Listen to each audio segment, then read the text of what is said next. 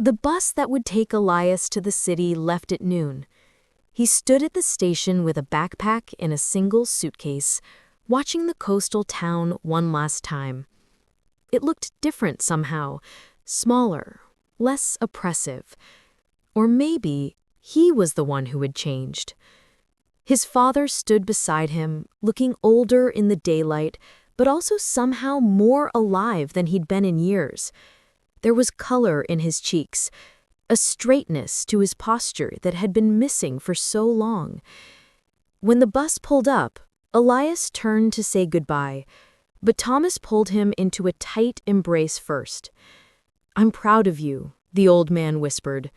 "Not because you're leaving, but because you stayed when it mattered. Because you have a good heart. Your mother would be so proud of the man you've become." Elias held his father, memorizing the moment, knowing that nothing would ever be quite the same again. "I love you, Dad." "I love you too, son. Now go. Go find your life." Elias boarded the bus, found a seat by the window, and watched as his father stood on the platform, waving. The bus pulled away, and Elias watched the town recede into the distance, the lighthouse just barely visible on its cliff, a white speck against the gray sky. He didn't cry. He'd done enough crying. Instead, he felt something different, something light and expansive, like a door opening inside his chest. It was hope. Pure, uncomplicated hope, for the first time in years. The journey to the city took 4 hours. Elias watched the landscape change through the window, the rocky coast giving way to forests, then farmland, then the gradual encroachment of civilization. Buildings grew taller, roads grew wider, and by the time the bus pulled into the central station, he was in a different world entirely. The city was overwhelming. It was noise and movement and 1,000 conversations happening at once. It was car horns and construction and music spilling out of storefronts. It was people, so many people rushing past each other, everyone going somewhere, everyone with purpose. Elias stepped off the bus with his suitcase, stood on the sidewalk, and felt simultaneously terrified and exhilarated. This was it. This was the beginning of everything he dreamed about during those long nights in the lighthouse. The first weeks in the city were harder than Elias had imagined. The reality of starting over, of building a life from nothing, was far more daunting than the dream of it had been. He found a room in a shared apartment on the 5th floor of a building that creaked and groaned like a ship at sea. His roommates were students and young workers, friendly but busy, living their own lives. Elias felt like a ghost among them, unsure of how to connect, unsure of what to say about himself. He took a job at a warehouse, loading boxes and inventory from early morning until late afternoon.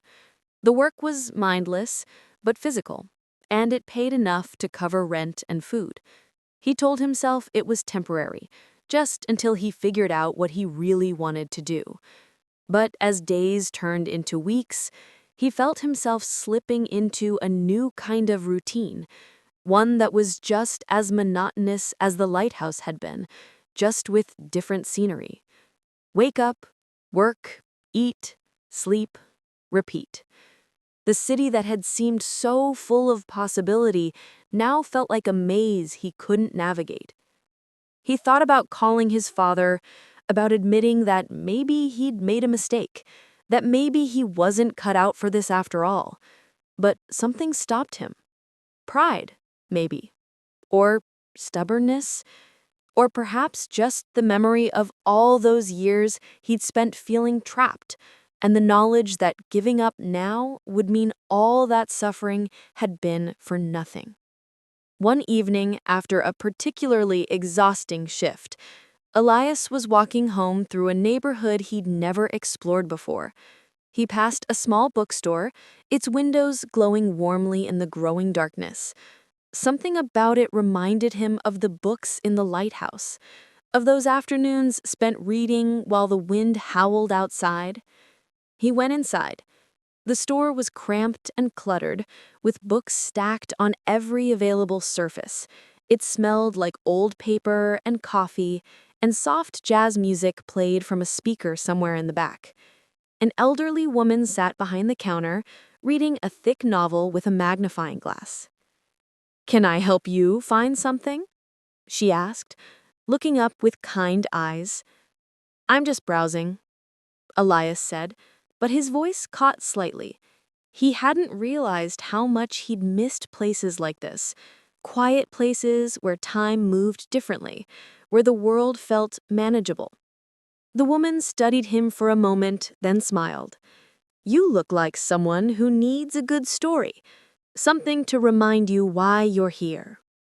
Elias wanted to ask how she could possibly know that, but instead he just nodded. She rose from her chair, surprisingly spry for her age, and led him to a section in the back of the store. "Read this," she said, pulling down a worn paperback and pressing it into his hands. "And when you're done, come back and tell me what you thought."